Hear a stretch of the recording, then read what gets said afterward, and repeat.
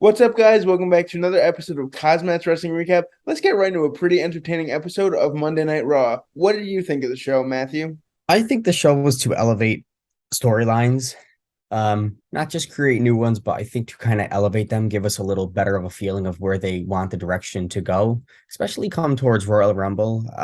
We still don't have full a full match card for the Royal Rumble, and we're 2 weeks out, which I'm not too worried about, especially WrestleMania it hit top high, I think, in the company's Sales, yeah, gate sales. sales since I don't even know when. I think the first time in forever. But Yeah, WrestleMania congratulations to that 32, I believe. without even one match appointed to the show. But nonetheless, Monday Night Raw, man, they were coming in hot tonight, and the crowd, they were certainly feeling it. And if it wasn't for this crowd who was so hot, I think the show would have been a little bit more on the lopside. But it was good. Booking was phenomenal. Matches were great. Kevin Owens at the top of the show talking about how he will face Roman Reigns at the Royal Rumble. Super stoked for that. Of course, I knew he wasn't going to get away with just talking, but is interrupted by JBL. All Oh, right, this was odd. I wasn't really expecting this. Made no sense, but it was a little bit filler just to get a match in through the night. I totally get it. Maybe it'll be something down the road. Baron Corbin and Kevin Owens, God only knows. Leading Baron Corbin coming out, taking on Kevin Owens in a match. Wasn't really expecting much here. Kevin Owens able to score a win. Celebration was cut short.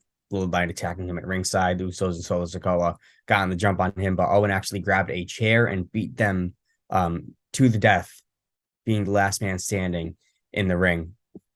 yeah, man. Could this be like a prelude to what kind of match Roman Reigns and Kevin Owens could have? Maybe a last man standing match for that You know, championship. That and would you be know, awesome. I wouldn't mind that. I'm wondering if they're going to do a stipulation, but not quite sure yet. We still got 2 more weeks, but I think it'll just be a regular singles matchup. So our next segment was, well, next match was Bayley versus Mia Yim. I'm just not feeling it, dude. I really am not Me feeling. neither. Me neither. It's just not doing it for me. This whole Mia Yim stuff, it just really isn't. It's not doing it for me. You know what I mean? Not saying she isn't a bad, bad star on the roster. She's phenomenal. It's just this just is not doing it for me. Damage control, it's not doing it for me either. Um, Match was decent. Bayley scored the win by using the ropes for leverage. Um, Whatever. This Meacham stuff's got to go. Yeah, I agree with you. I really feel like damage control is just getting their opportunities wasted. I really feel like they should be elevated to the top of the card, really, as one of the most dominant forces in the women's division for sure on Monday Night Raw and Friday Night SmackDown. And it just seems like they're being used as filler right now. And I feel like, especially with Bayley leading them, she should be in the championship picture for sure. I agree. Give her some more leverage on that as well. We need more women in the championship picture for sure. So let's talk about our next women's matchup: Candice LeRae versus Rhea Ripley. This match is actually made impromptu from an interview backstage with Candice LeRae being talked to by I think it was Kathy Kelly about what's coming on with the Royal Rumble. Well, what does she have in mind? Confronted by Rhea Ripley, ended up a match with these two. Good match, you know what I mean? Honestly, I don't mind seeing the Poison Pixie on Monday Night Raw. Rhea Ripley was along with a nice German suplex, just gaining momentum, man. I think she really showed who she is on the roster. Rhea Ripley taking the W clean with a riptide. Very simple matchup. But Rhea Ripley, she's just powering through this women's division. Oh yeah, dude. She looks like the alpha male of the Mm. women's division, if you can honestly say that, dude. She has definitely taken her game up to a different level. And this brought a funny segment with Dom and the rest of the Judgment Day backstage with him saying he's a different man after he got out of jail and sporting a new mustache. So I love it. We'll get to that. We'll get to that as our main event. But what we see next, Solo Sikoa versus Dolph Ziggler from prior in the night. I think it was Adam Pearce who he just had enough of just the Usos just trying to take over everything and just clear house. So we said, you know what, Usos, you guys are gonna leave. Solo Sikoa, you're gonna stay, and you're actually gonna take on a former face, Dolph Ziggler. Great matchup. Great matchup. Anything with Dolph Ziggler is just a show stealer. Competitive matchup. It looked like these two weren't giving it their all, and there are certain nights, you wanna make the crowd go crazy, but I just felt it could have been a little bit better. But whatever it does. I don't think these two have the best chemistry, it seemed like. But Ziggler with a good few moves, even a zigzag wasn't able to put him away. Sikoa able to score a win with a right hand. Wasn't expecting Solo to take an L, and I didn't want to see Dolph Ziggler take an L as well, but I think it was the right call to see Solo go over. Yeah, absolutely. You know what? They got to build him up as the monster of the bloodline, definitely the powerhouse. You know, Ziggler had some good reversals in there, reversing the Samoan spike at one point. But you know what? It was the right move for Dolph Ziggler to take the L and build up Solo Sikoa for sure.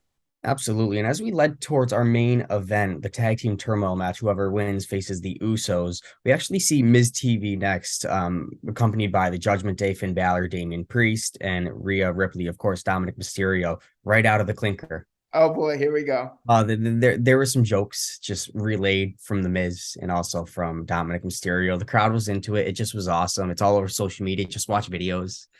It was great. It was just comedic segment. The Miz can make anything hilarious. So what we ended up seeing here, awesome tag team turmoil match.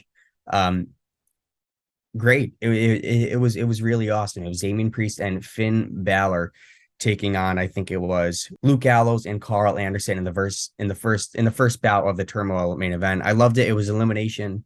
This was great. Put up a decent fight, eventually eliminated. Chad gave little notice, taking on Damian Priest and Finn Balor of the Judgment Day. It was fun. It was really fun. You know what? Alpha Academy, man, they can bring it. They actually almost put down the Judgment Day, but Balor actually rolled out of the ring from a big splash from the big man Otis, actually looked at by the doctors at ringside. Pierce actually came down, Adam Pierce, saying that they don't want to forfeit. Then Dominic had to take Balor's place because Dominic, he was dressed up. We knew what was going to happen right when we saw Finn Balor roll out of the ring, and doctors went to him and said, "Oh, he can't compete. He was holding his ribs." But you know, it was awesome storytelling, and I love the way they counteracted this story. Street Profits come out. Awesome way to finish off this main event. A little help from the ropes. Dominic was able to score the pin on Montez Ford after a huge just jump outside the ring. Montez Ford, he just leaped outside the ring onto Damian Priest. I thought that was going to be it, and then he was going to go for a 450, something like that, to Dominic to take the W. Wasn't the case. Well, he did, but Damian Priest, just the nick of time pulling Dominic out of the ring before he could get to that count of three. That was close. That was really close. Absolutely. Once again, Rhea Ripley, a little help with Rhea Ripley keeping his feet on the ropes. Judgment Day did win this tag team turmoil bout to take on the Usos, walking up the ramp to close the show. Usos come out just holding the tag titles high. This is going to be a phenomenal match. I can't wait. But what a way to end Monday Night Raw with that tag team turmoil match, huh? You said it for sure, man. It was a great way to show some spotlight on the tag teams on the Raw division. And you know what? It was certainly chaotic. You know, Montez Ford, his athleticism is just absolutely incredible. I thought he was going to hit the roof of the building. How high he jumps so high. And I know he's scared of heights, and this is why he does it. Oh, dude, it's just absolutely nuts. But let us know what you guys thought about this show. Always like, comment, and subscribe. And we will see you Saturday with a SmackDown recap. Peace out. Just like that. Peace out.